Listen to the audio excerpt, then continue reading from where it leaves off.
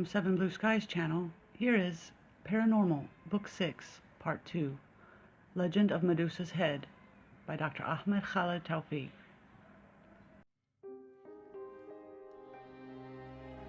6. Horror on the Island. The dog growled twice in warning, and then, as soon as Tabitha's grip on the leash slipped, he lunged towards me suddenly. I played it cool, trying to prevent myself from crying like a child or escaping like a bunny, because I knew it would only make matters worse. He started sniffing at my pants and my jacket pockets before realizing I was no grave danger to his owners. Reassured, he ignored my presence entirely. "Costas, come here," Tabitha shouted in a stern voice. So the dog left me, returning slowly to her. Strange that this dog understands English so well. But I kept this notion to myself, as I knew of the attachment pet owners feel for their furry kids. "What's wrong with you, Rifat?" Tabitha asked. "I thought you liked domesticated animals." "Yes, domesticated animals. Animals which may die of starvation if you don't feed them. As for that beast, it will never go hungry. It will devour the first human it sees upon feeling the first hunger pangs. But no problem." Still petting the dog's head, she replied in a catty and blaming way, "Don't say such a thing about dear Costas. He's my only connection to Scotland." And she added with a smile, "He used to be called Maxil and was my father's favorite dog." So that's why he understands English. I regarded the animal for a second and then asked, "But why did I not see him yesterday?" "We didn't want to bother you, so we locked him in his kennel." And here something occurred to me. If this dog had self-respect and was half as clever as another dog his size, then he should be able to track a thing by its scent.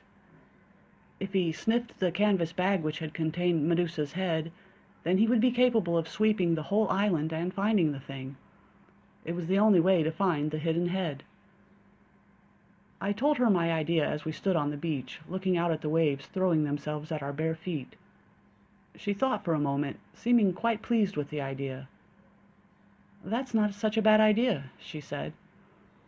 "Exactly," I went on. "Whether that thing is in a cave or someone's home, or even under the ground, Costas will surely find it.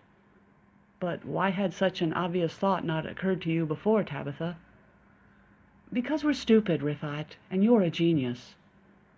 She said it with clear sarcasm, and if any other woman in the world had said such to me, I would have been quite flattered. But with Tabitha, I had learned to be careful. On the horizon, fishing boats lay alongside the sandy beach. In the near distance, a bunch of kids played happily while old men smoked their famous Turkish tobacco, listening to a young man playing some kind of stringed instrument. "Is that a bouzouki?" I asked. "No, it's a santori," she replied. "Haven't you ever heard of Zorba's dance?" "Actually, I haven't." Narrowing her eyes, she explained, "It's an awesome song. You should hear it played on a Greek instrument. The music of every culture makes one dance in the style of that culture. Drums make you dance like an African, and the flute with drums make you dance like an Egyptian. Same thing with the guitar and a Spanish dance. You can't help it, because the unique quality of each instrument leaves its mark and directs your movement." I was pondering her idea when, just then, Michael showed up carrying a wicker basket full of fish he had bought from some fisherman. He threw a fish to the spoiled dog, who easily caught it mid-air and seemingly swallowed it whole. "Were you talking about Medusa?" he asked. "No, we were discussing stringed instruments in Greece." Michael then rattled off some Greek words which were clearly equivalent to the Arabic expression meaning, "What the heck are we doing?" He then sat on the sand and started humming a sad song as Tabitha opened her machine gun at him, firing many Greek sentences containing both my name and her dear dog's name, which proved she was telling him of my idea. Understanding, he looked at me and smiled in agreement, suggesting we implement the plan this evening under the cover of darkness. And so we made preparations to put our little plan into play. Returning to the hut, we had the dog sniff the canvas bag they had found near Professor Dandrino's statue. And Michael took the leash, walking behind the excited dog. Night was falling as we left their hut and made our way across the sandy beach, curious eyes watching us with an expression clearly meaning, "What's wrong with those crazy people?" The dog had alerted on something. He sniffed around the various caves near the beach and then chose one and entered. With shaky hands, Tabitha brought the canvas bag near his nose to ensure he hadn't lost the scent.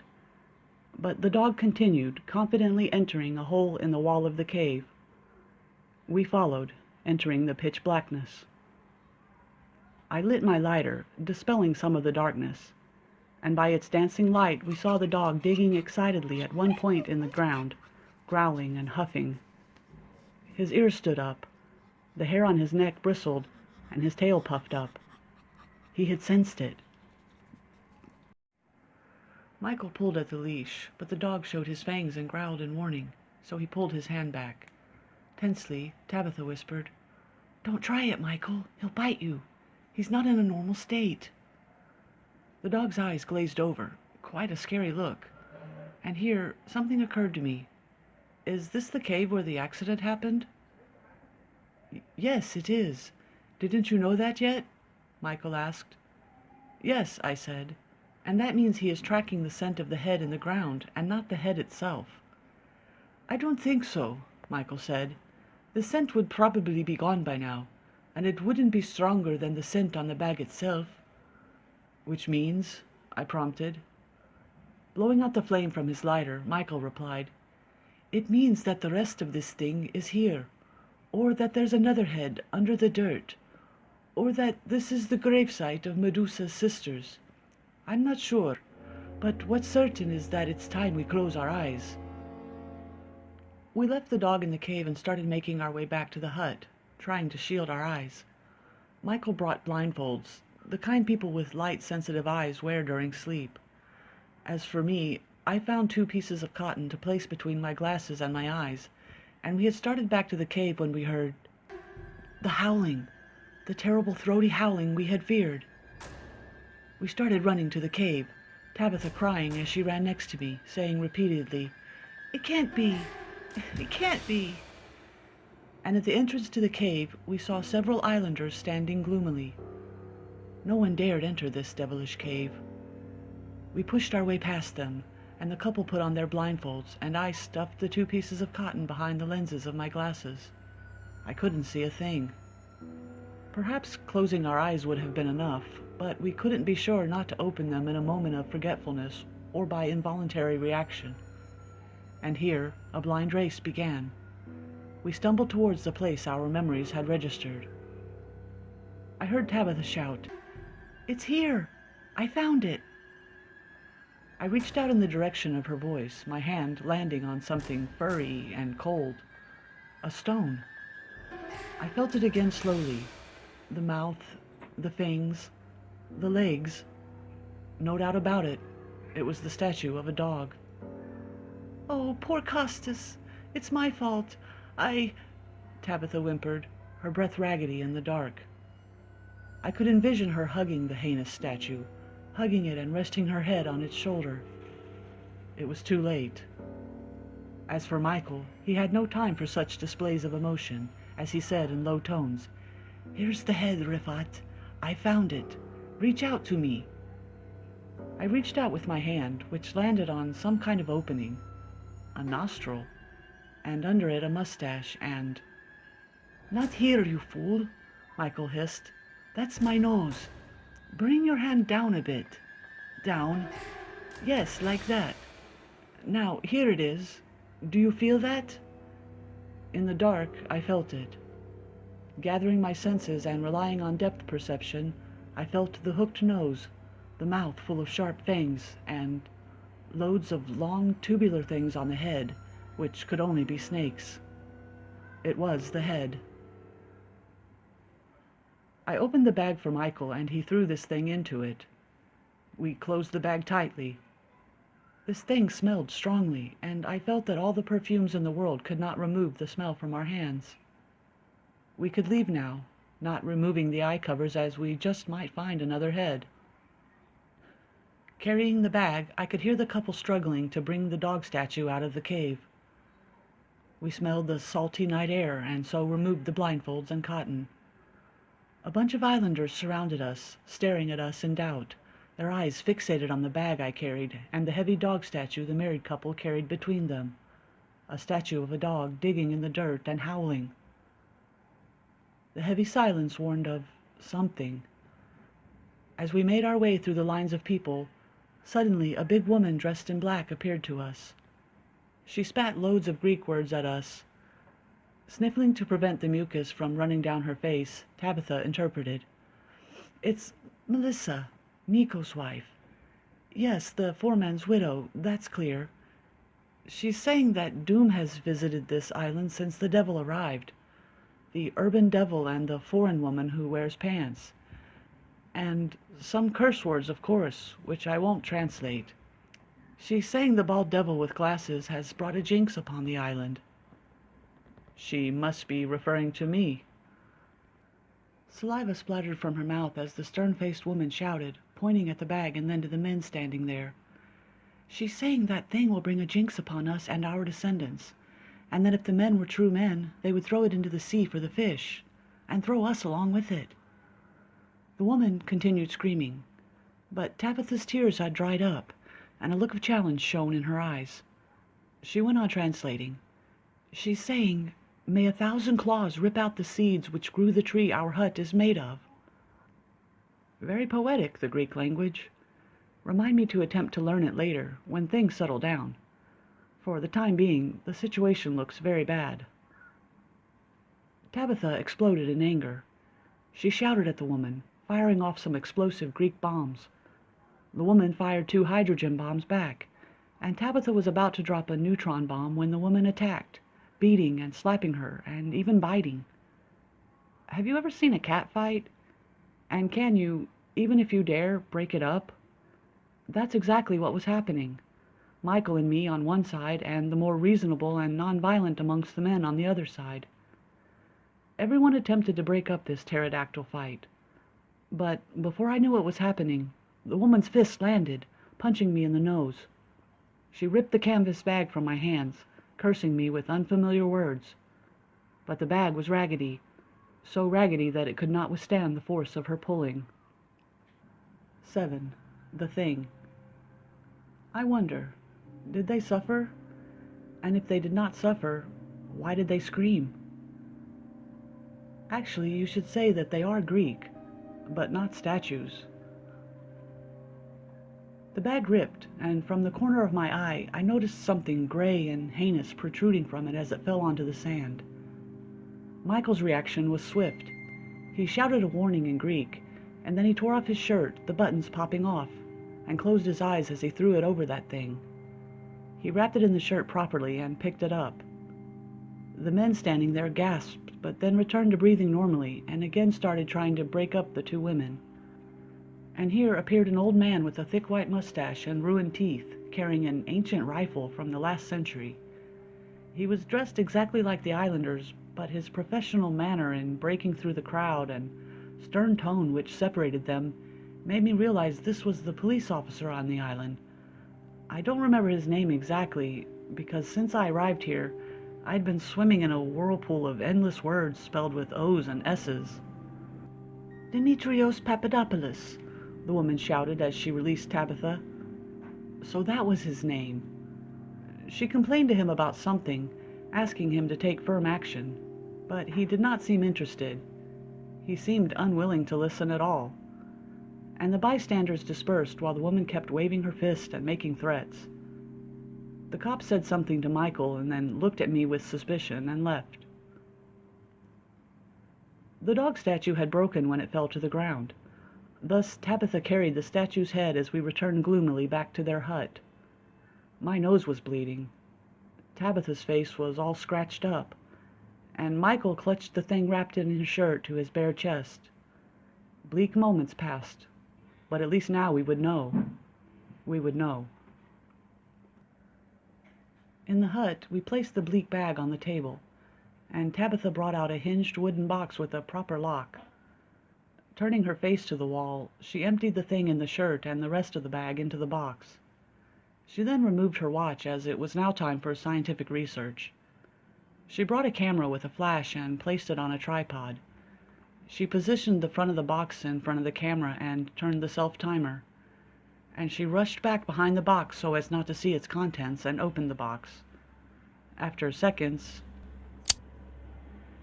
she quickly closed the box and rushed over to the camera to remove the film, saying, "I have all the developing liquids and a darkroom here. Wait here." And she clutched the film in her fist and rushed out of the room. Though Michael and I sat there alone, I had a weird sense that we weren't alone, that there were 4 of us here.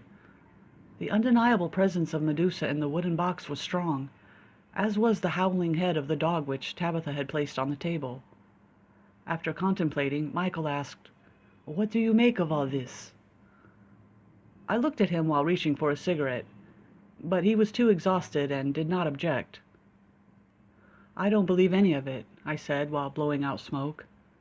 And in front of his amazed eyes, I continued, "This whole story is based on the atheist legend that Zeus actually existed. And both of us know there is no Zeus. And since there is no Zeus, then there's no Medusa. Very logical and inevitable." "I'm not talking about Zeus," said Michael. "Maybe there was a real creature named Medusa who had the ability to turn people to stone, and the ancient Greeks explained her presence by the light of these atheist beliefs." "Since when," I countered, "was there ever a creature which could turn people into stone?" "Let's just assume that certain substance-changing rays emanate from its eyes, much like an atomic cannon, which transforms one element into another by proton bombardment. Do you remember the work of Rutherford in this field?" I laughed sarcastically, which made him agitated, and he asked me what I was laughing about. I replied, "It's this phony attempt to explain away legends by pseudoscience, like fortune-telling by applying Newton's laws. Look, I believe in magic because religions have conceded its existence, but I don't believe in Medusa's head because it contradicts with my knowledge of religion and science. Plus, I've never heard of a creature whose eyes function as some kind of atomic cannon." "But all that has happened and is happening?" asked Michael. I considered for a moment and then said offhandedly, "I don't know. There's some kind of logical explanation, but don't talk to me about the legend of Zeus and try to build a logical explanation on it."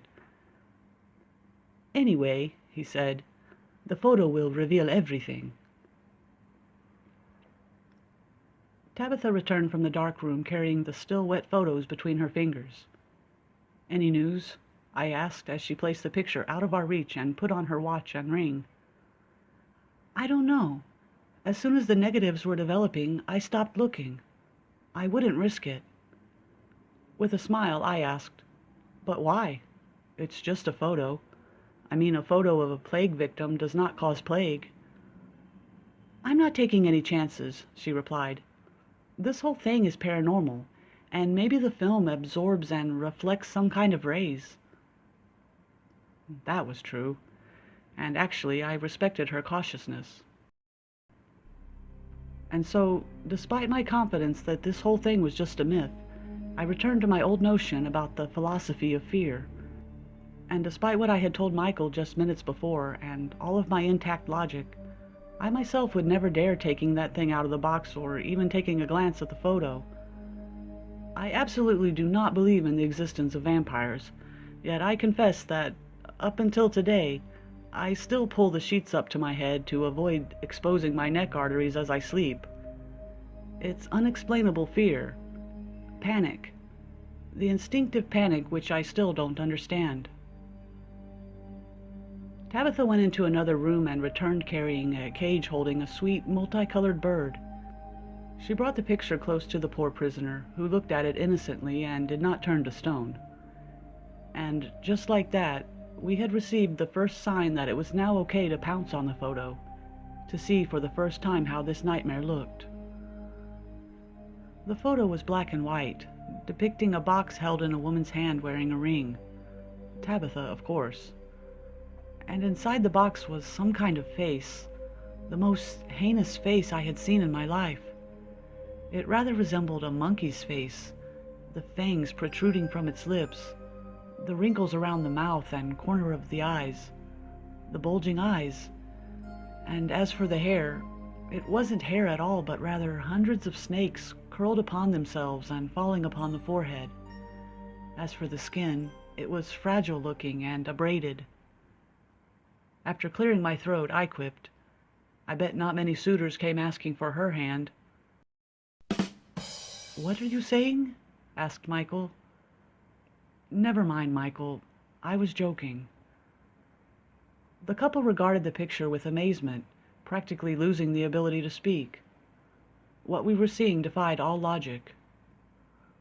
Almost 10 years ago, I had stood in front of Dracula's mummy, feeling the same wonder and confusion, and my thinking had frozen in the same way when the Loch Ness Monster's long neck emerged from the water, and my legs had trembled when I fell under the werewolf on the snow and felt its hairy chest covering my mouth, and the sound of its growling deafened me.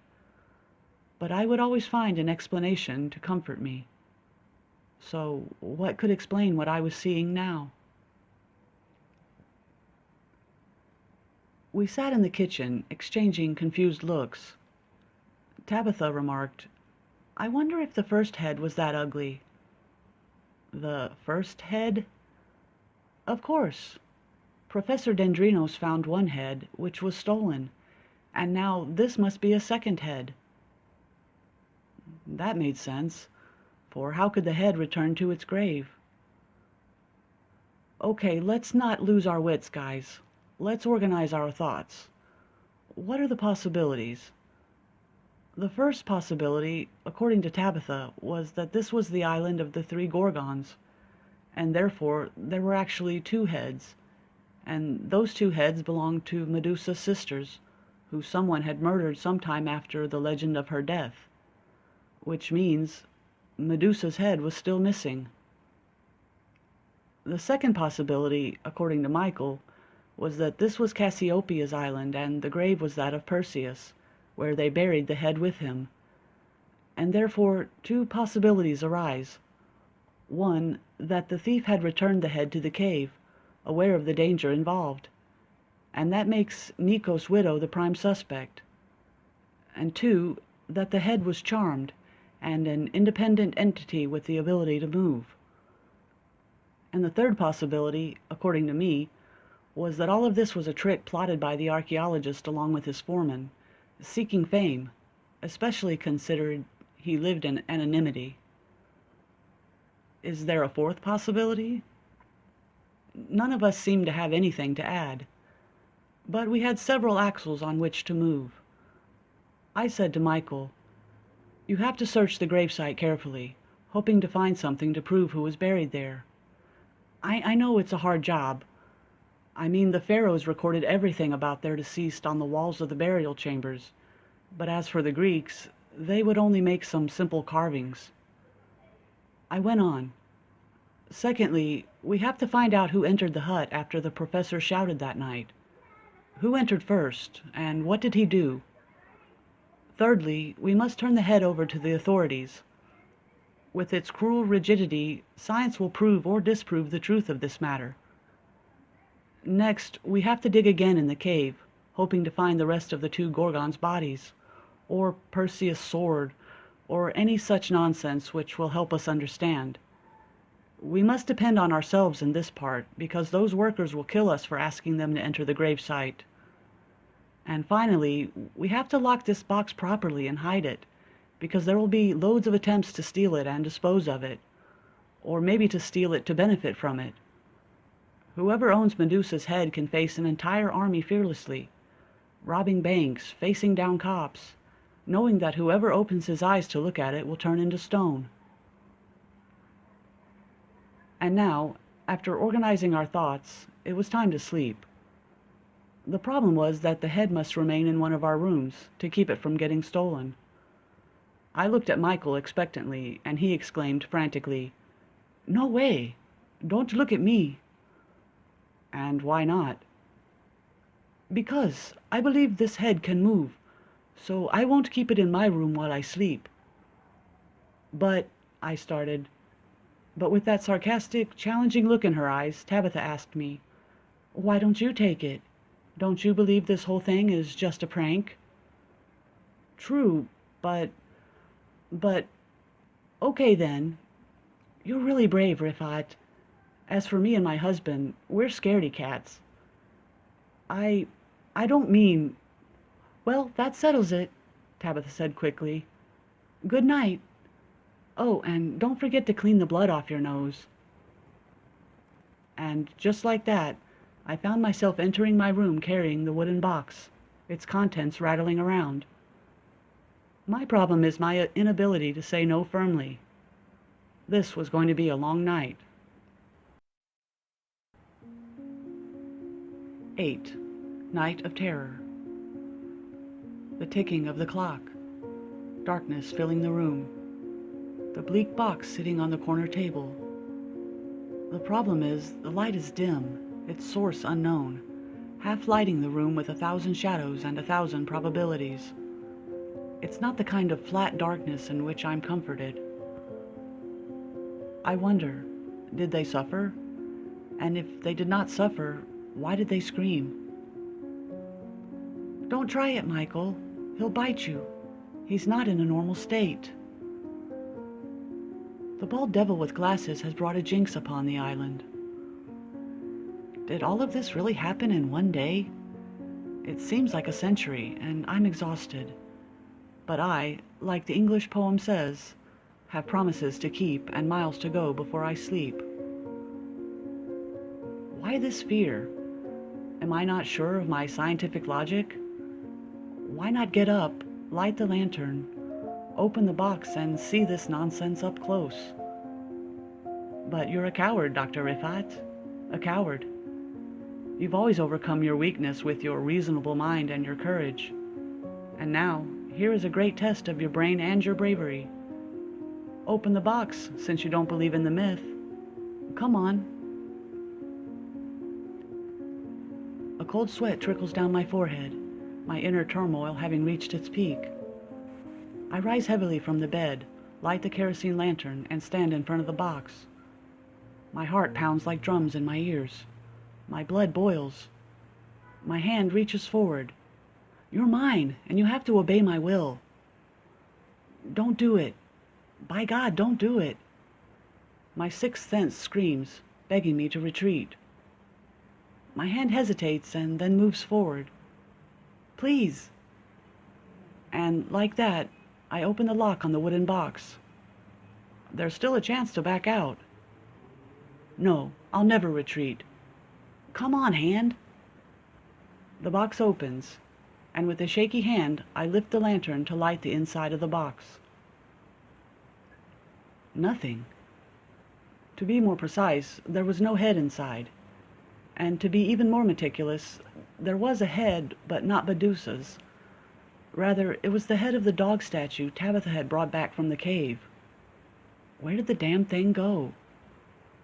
The blood boiled in my veins. Someone is trying to make a fool out of me. This blasted couple is playing some kind of trick on me. But when and how?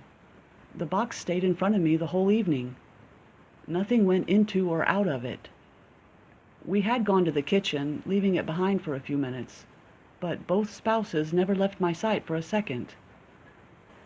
And while standing there staring at the box dumbly, the only explanation for all of this was becoming clear to me, in spite of every cell in my brain rejecting it.